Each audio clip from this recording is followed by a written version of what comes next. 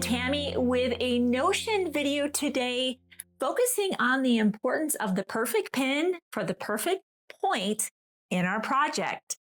Are you doing very precise patchwork? And if so, what's the perfect pin, Miss Tammy? Perfect pin is the Clover Extra Fine Patchwork Pin.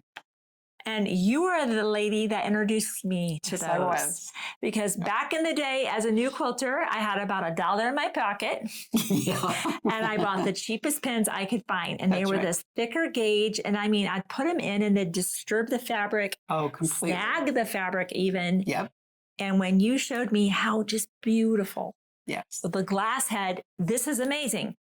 I also noticed, though, when I add either a fusible grid, I'm using a fusible grid, adding batting, or whatever I'm doing, I was bending these. Yes, they do bend.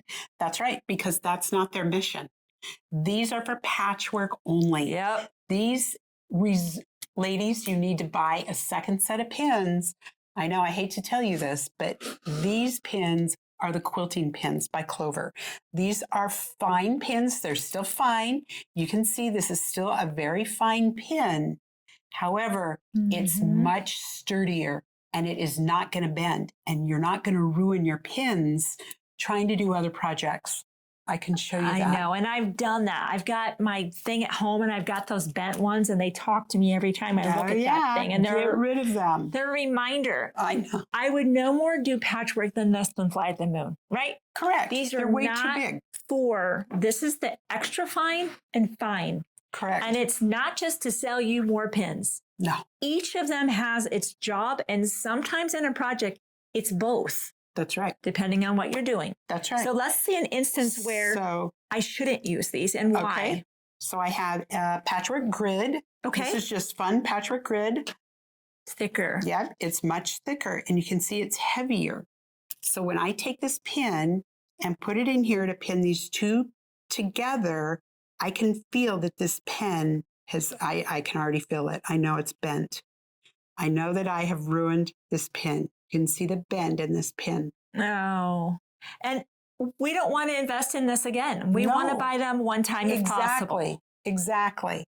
So when I use this pin, much heavier, and I'm going to put this in, it still holds my seam nested just like I want.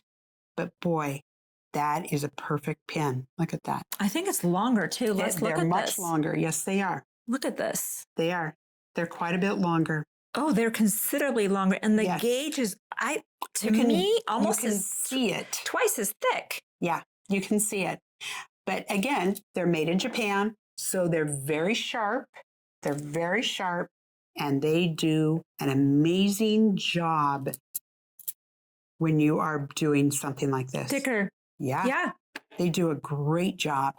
So if you're just doing fine patchwork with cotton fabric, this is all you need. Correct. Maybe you're working with flannel. I hear Oh, yeah. Someday I'm going to get some grandkids if my children happen to be watching this video. Just what Mama wants for Christmas every year. So here I have fusible fleece doubled plus 2 layers of flannel here. So I have a lot of bulk going on here, but I'll tell you, these pins slide right in and hold that opening closed just perfectly, and they don't bend a bit. I love that. You need not only that thicker gauge, but the distance of what that's closing. That's correct. That's correct. Yeah. These are very, very nice for something like this. You know, pins, rotary cutters, mats, rulers. That's the foundation of what we're doing. Yeah. Some of these other notions are next level. This is some of the most basic, most fundamental, and most important parts of our kind of sewing kit.